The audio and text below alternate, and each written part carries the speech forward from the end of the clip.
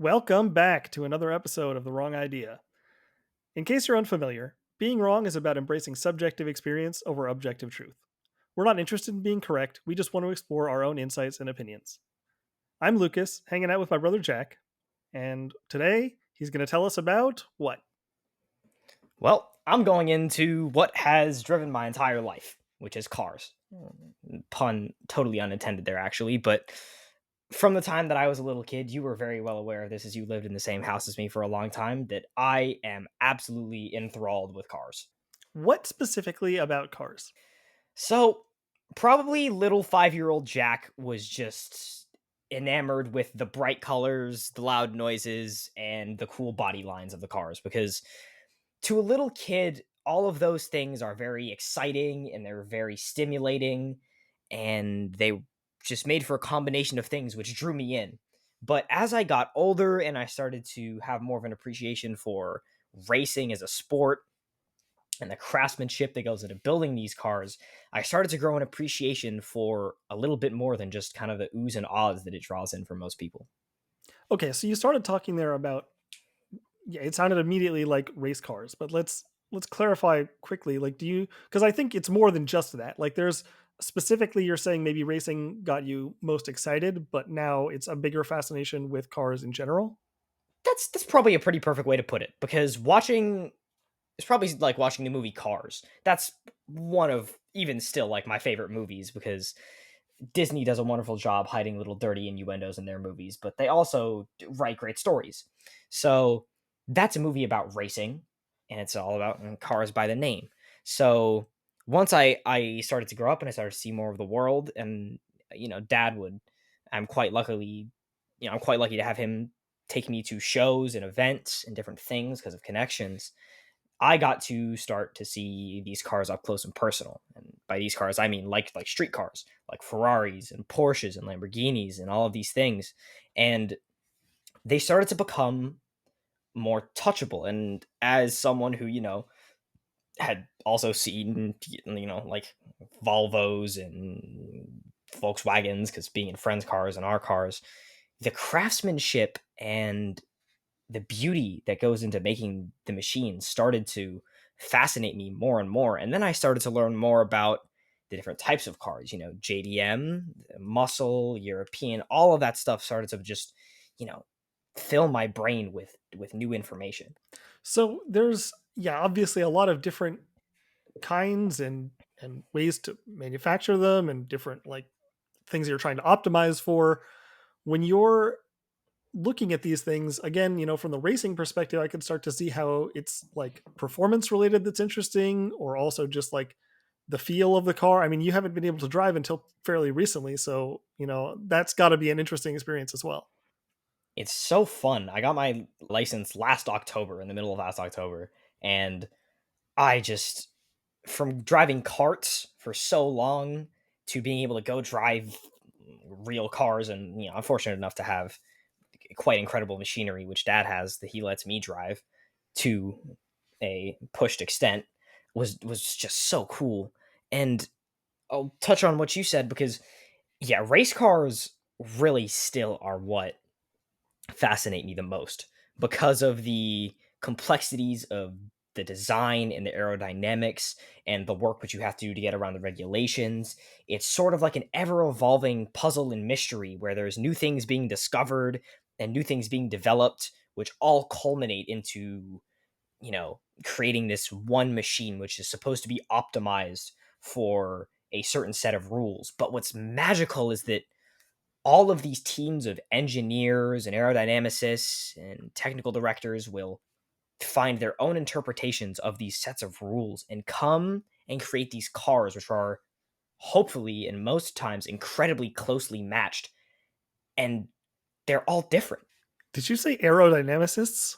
Yeah. I like Is that a I, word? I actually I don't know now that I think about it, but it just sounded cool. I know what you mean. I think where I come from with some of this stuff is the physics of it I find really interesting, and it's fascinating to think about how the designs literally, like, you can change something about a curve or a fin or something, and it can like shave off these tiny even fractions of seconds and it'll matter.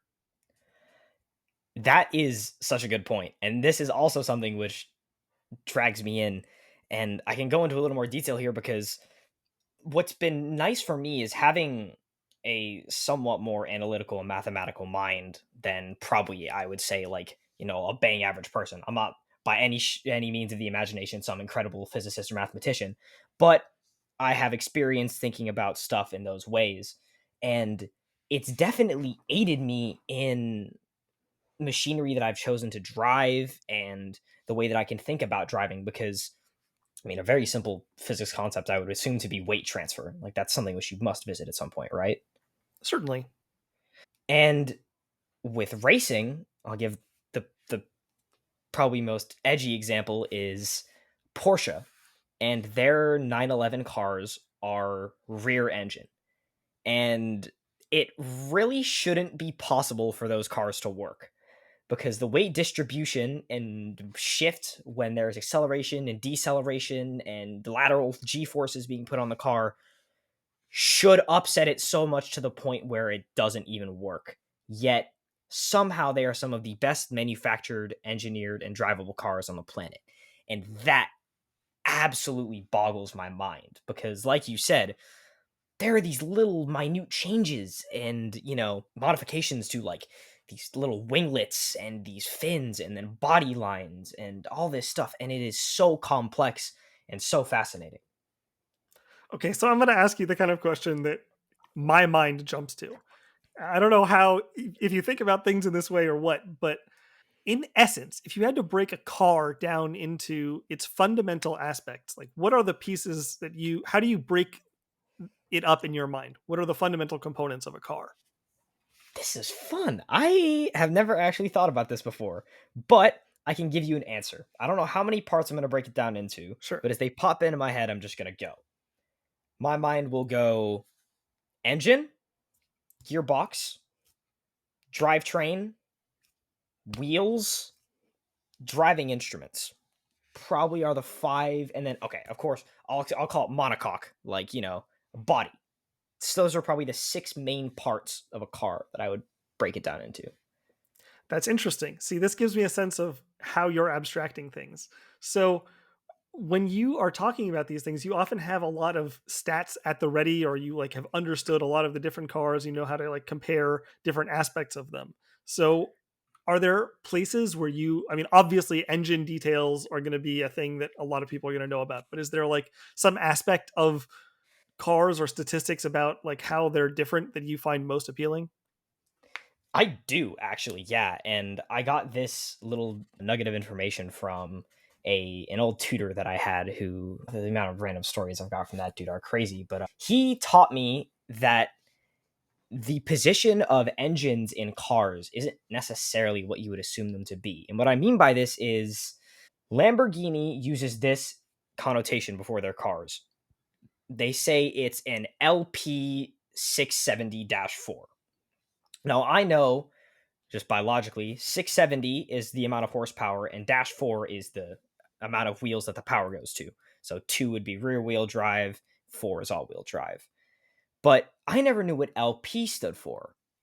And that stands for longitudinal positioning, which essentially means that if it's a V12 engine, it doesn't sit upwards like a normal V. It's tilted 90 degrees onto its side.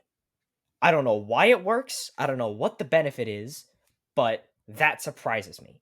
And there's a lot of things with engines and it's yeah, the overarching theme that I would say here is engines fascinate me because firing orders differ in cars. Firing orders are in just essence, like very layman's terms, the order in which the cylinders fire in the engine. And they don't have to be the same and they can be changed and those changes can affect power and even the sound of the engine, which blows my mind. But then even so there are, all these different kinds of engines and these different tilts and all of this stuff. It's one of the I mean, it's not only the belly of the beast, but it's also probably one of the most complex parts. I can understand. Yeah, that's literally the most important aspect in terms of how the thing is going to run, right? Undoubtedly. I think that without a good engine in any car, it's not possible to find success. Like there are incredibly talented aerodynamicists. I will name one is Adrian Newey, who's an F1 designer, has designed many championship winning cars and is one of the greatest aerodynamic geniuses ever. And he for a while had some designs which were so far ahead of his time back in, I'll give one example, in 2003, that some of the innovations on that car were not recognized and implemented universally until a decade later. And Wow. yeah, a big problem with that is in 2003, the engine manufacturer for his team, Mercedes, could not keep up with Ferrari. And while his car may have been arguably maybe a little bit aerodynamically superior, the car was not as efficient. So, without that little extra giddy up or kick from your engine, regardless of the category, it's going to be a hard battle to fight. Wow. I'm curious as you're talking about this, engines more broadly. Have you ever thought about engines in other kinds of vehicles, or like what is it if not about car engines that is specifically interesting? This I have a spot on answer for, and it's to me the sound. The sound that the engines from cars give off to me is just a symphony. It is music which, depending upon who you ask, is gorgeous, obnoxious, or pointless. I will every day side that it's a gorgeous noise, and to me it is not just the result of some European or American dude sitting in a lab who wants to make a car really loud. To me, it's a team of audio engineers, because it really is, that have to fine tune an exhaust and a system and an engine to produce a note which is appealing to those around them, which draws the attention in either the right or the wrong way towards that car. That is an aspect I've literally never thought about. This, I mean, but it makes perfect sense that this is something that would be considered. Someone is literally there being like, this car, like, what sounds nice? Because I know what you're talking about when you hear like those nice cars, the really nice cars, the way they sound. Like, there's something that's just kind of undeniable about like that sounds cool, right? Absolutely. And it's the wonder of sound and all of these masterminds behind it that do this. And one of the cool things is that with like almost any part of a car, there are people who will do modifications for it. And the exhaust modifiers on the planet and the tuners, because there's another aspect to that which I'll touch on here, are some of the most passionate about their projects. And for me, what I think is really dope to see is these people who can come up with these exhaust systems that completely change the way that a car will sound. My favorite example is there's a shop in LA. I have seen the owner at a couple of shows, but I haven't said hi to him because he's been either busy talking to other people or too far across for me to try and find him. But a shop which is called Gintani, and they have an exhaust system which they made for a Lamborghini, which is called the Aventador SVJ, and it turns this car from an obnoxiously loud V12 Lamborghini into quite literally like a screaming banshee. It sounds as if, I'm going to use the term RPM here. The RPM, the red line, which is how high the car can rev, is like doubled or tripled. So the pitch gets higher, faster, and it has a completely different noise. It's just incredible that without changing any of the guts or internals of that car, you can change its entire personality with an exhaust system, with some tubes of metal. That's crazy. I'm again like, this is something. So obviously, I can't drive. I am visually impaired, so that is, not good to put me behind the wheel. So I've never been particularly interested in cars, just because like they were never going to be a big part of my life. But like, to think about things like this, like these are aspects of cars that I would have never considered. So it's interesting to me that, like, if you were to work on a specific aspect of cars, if you were to do something in this field, is there a particular thing that you would want to focus on, or some aspect that you would want to improve, or what would you, if you could do anything, what would you do? That's so interesting because as someone who sees cars from the driver's perspective, because I wanted to be a racing driver my whole life, and I have a racing simulator in sitting directly behind me, like 6 inches behind me, and I've seen so many of the aspects of how these cars are developed that it's hard for me to try and single out one thing that I'd want to do. But knowing me, probably what I would want to do is try and teach myself to become really good at looking at aerodynamics, because that is one part of racing, really high level racing, that absolutely fascinates me. The different effects, there's the ground effect is what's currently being explored in F1, and all of these, things called like the Venturi effect, which is, universal, that's even seen on planes, and all of these things that go into building these race cars are so fascinating to me. And it's something new. It's a different challenge. There are other aspects that I understand better. I understand platforms pretty well, so suspension and stuff like that I understand pretty solidly. Engines I understand pretty solidly, but aerodynamics are a very specialized field. To understand how to look at these graphs and put cars through wind tunnels to make them the most efficient they can be is a fine art.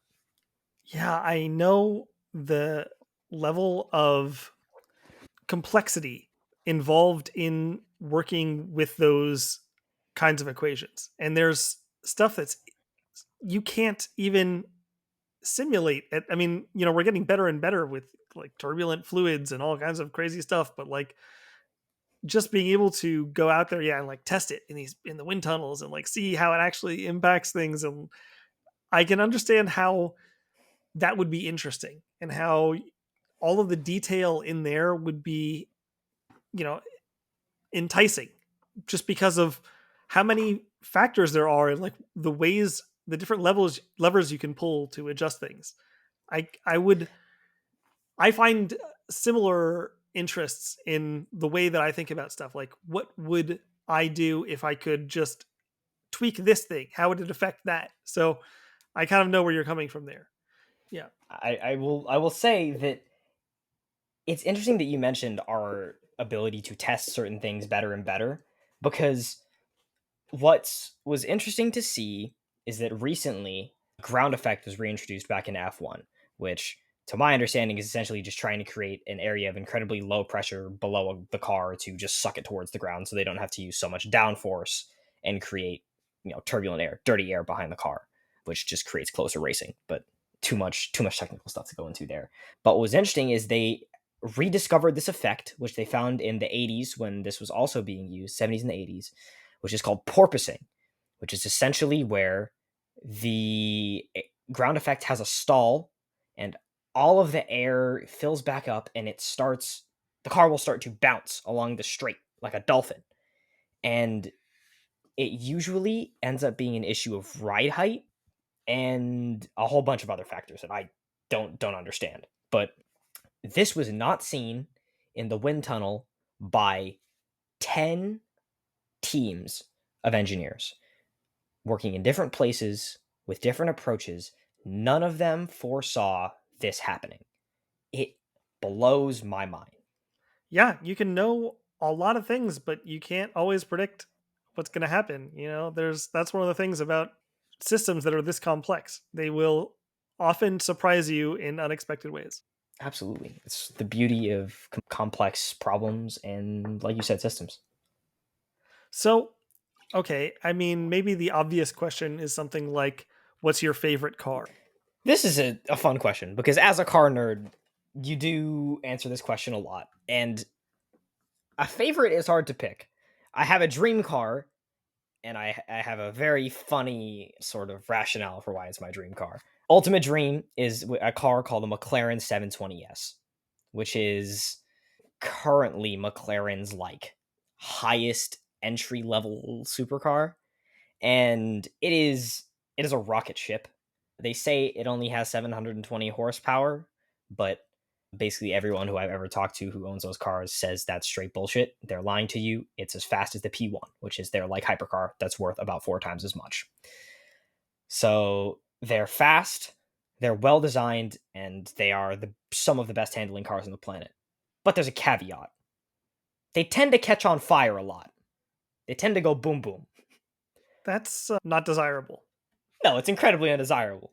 However, I think for the performance and the experience and the looks all together in terms of like bang for the buck, I say bang for the buck, talking about a car that's probably worth about $300,000, but that's probably where it's at because anything else, to me, a lot of the cars that are like millions upon millions of dollars are just like very cool to see, very cool to witness and be around, but are just sort of impractical.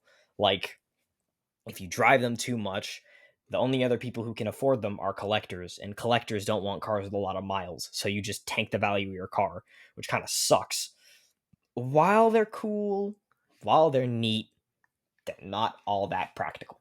Coming from a car person, it hurts to say, but I will admit that probably the coolest part of our world is slightly overdone.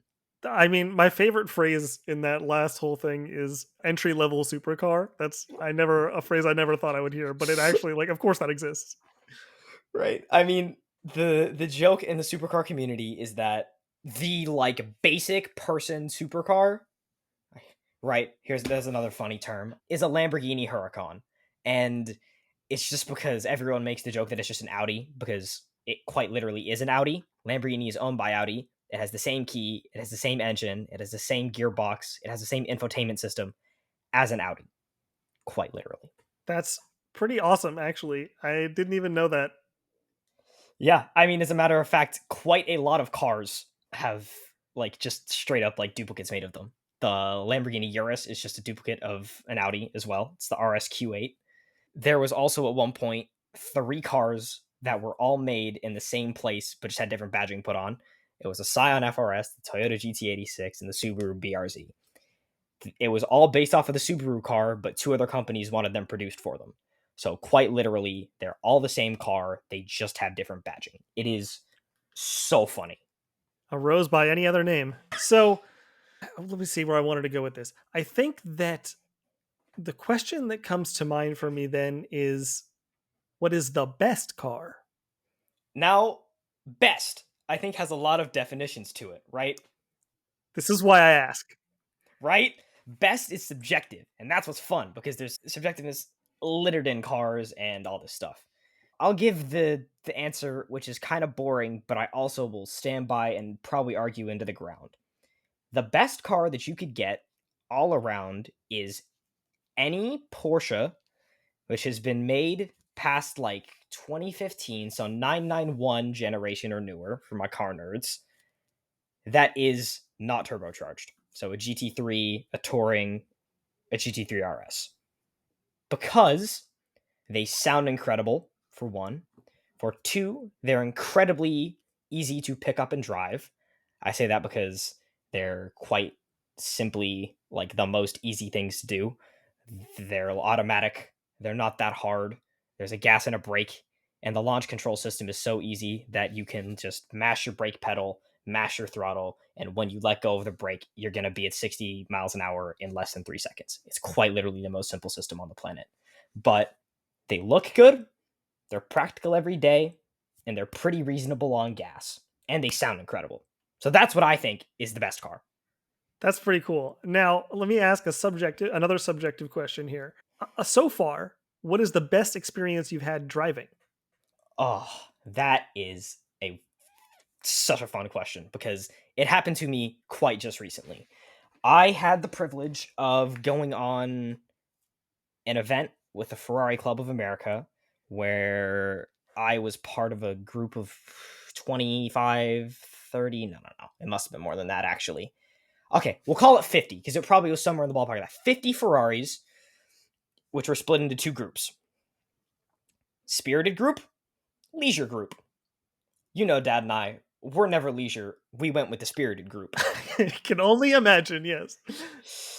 And he's like, all right, you can take the first leg. Go have fun. I'm like, all right, man. Great. I got one condition. You got to shut up the whole time. I don't want to hear a word. And he's like, okay, fine. because he knows that I lose my crap whenever he backseat drives. But I pulled out behind the lead driver for the Spirited group, who has had training at racing schools and also owns a fairly similar but slightly better version of the car, which Dad has. And I had probably, it was about 26 miles in some back roads in, I don't even know where it was. It was around some lakes.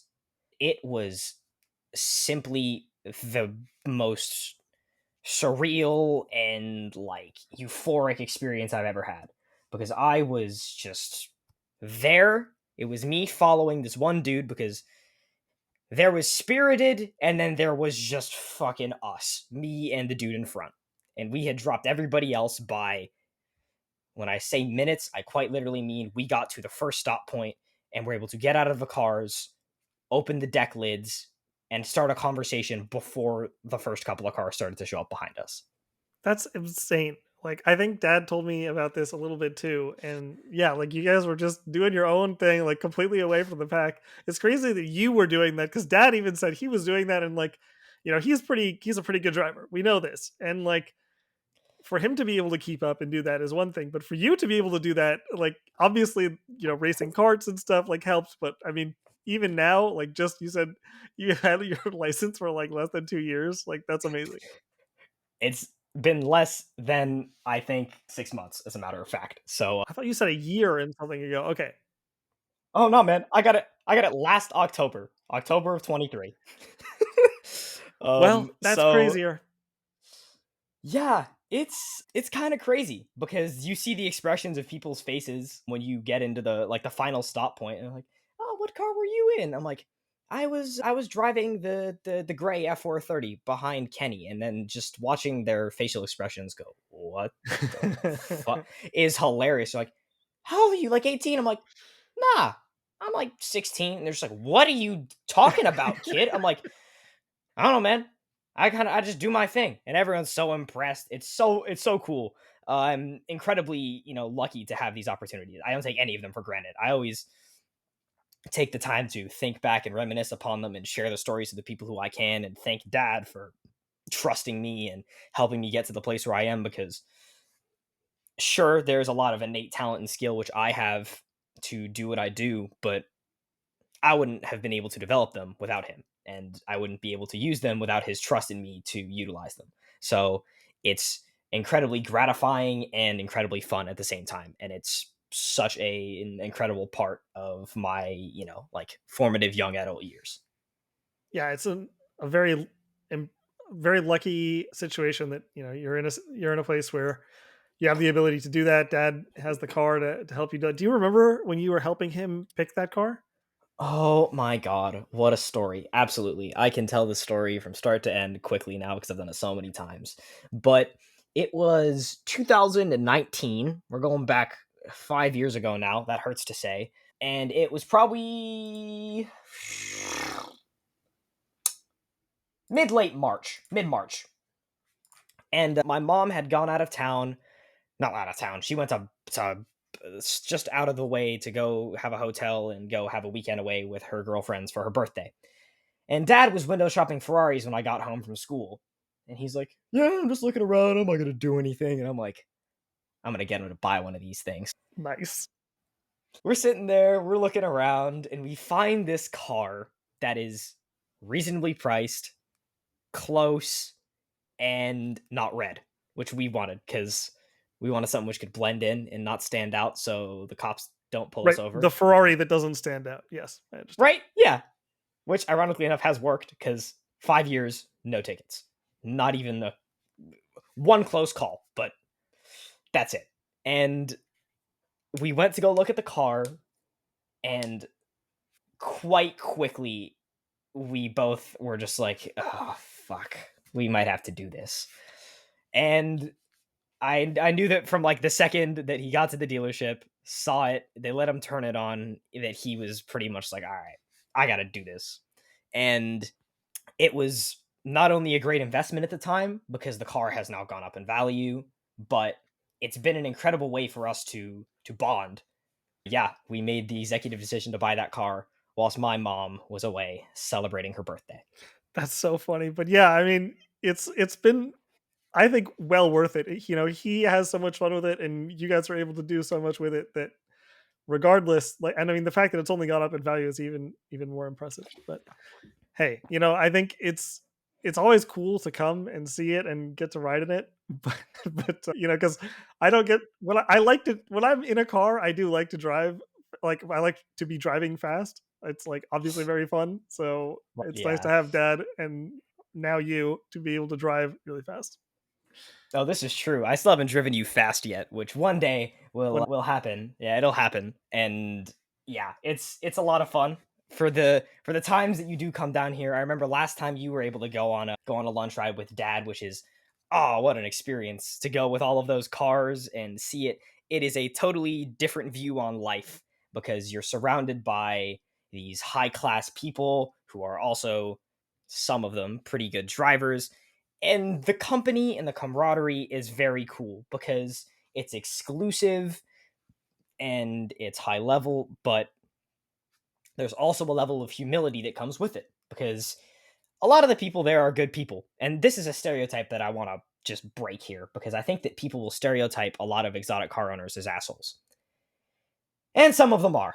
It's just true. It's just the way it is. People who are douchebags will try and find a way to flaunt their money any way they can. But I will say that I think most of them, probably I'll go 93 to 95% of them, are all nice people because a lot of them that drive their cars a lot recognize that it is a place for them to harbor their joy and passion for something which can bring joy and passion to other people. And I think that they are just, so much more than these loud, obnoxious pieces of metal which spit flames. They're just, an incredible way to, connect people, and the communities and bonds which are formed through them are ones which can last a lifetime and mean incredible amounts to so many people.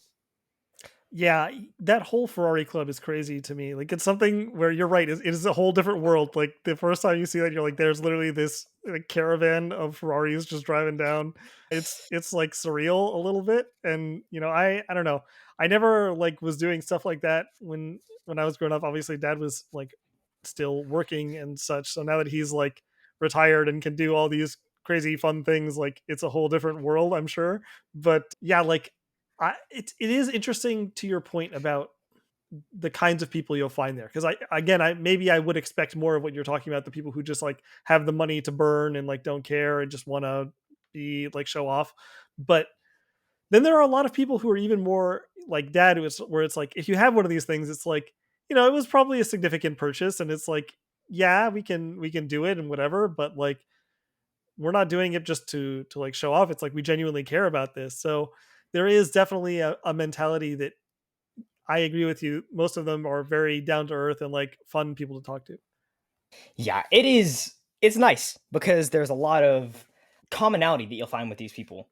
And it's just, you know, a place for you to be able to enjoy yourself and discover new aspects of, different things, because these are people coming from all walks of life and a whole lot of things which are unfamiliar to you, and you can learn a lot from them.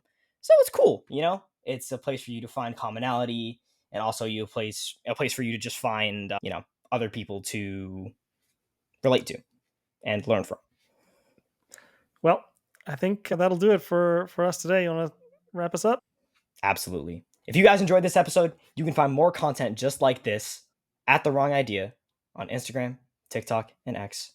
And until then, keep trying to find wrong ideas. Got a thought that challenges the norm? We want to hear it. Post your wrong idea with the hashtag wrong idea. That's RONG idea. And join the conversation. Who knows? Your perspective might just be featured in a future episode. Remember, in a world of endless perspectives, all ideas are wrong ideas. Until next time, keep thinking, keep challenging, and keep embracing the unconventional.